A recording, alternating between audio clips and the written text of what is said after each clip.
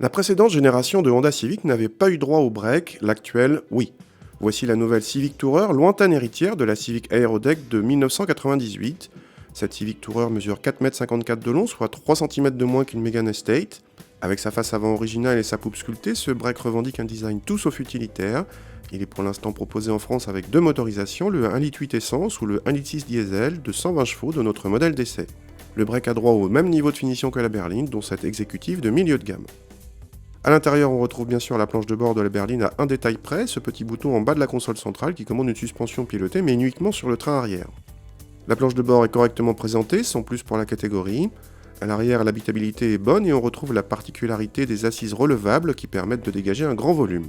Le coffre bénéficie d'un seuil de chargement bas, d'une modularité facile et d'un important volume de plus de 600 décimètres-cubes. On déplore juste des formes pas assez régulières. Au volant, le petit 1,6 litre diesel se montre toujours aussi agréable avec un couple important disponible très tôt. On apprécie également la commande de boîte précise et rapide, digne d'une voiture de sport.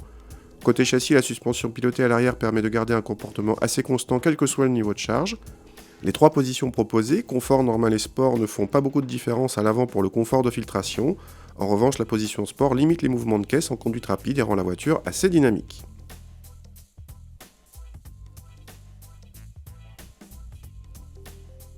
En France, Honda a réservé la suspension arrière pilotée aux seules finitions haut de gamme Exclusive Navi et Innova. Par rapport à l'exclusive, il faut compter 6 000 € de plus, rien que ça, même si l'équipement comprend du coup la sellerie cuir, les feux Xénon et autres gâteries. Notre modèle d'essai se situe entre l'exécutive et l'exclusive Navi, mais n'existe pas en tant que tel en France, car la suspension pilotée n'est pas disponible en option. Dans tous les cas, cette Civic Tourer affiche l'un des volumes de coffre les plus généreux du marché, sans donner dans le design utilitaire.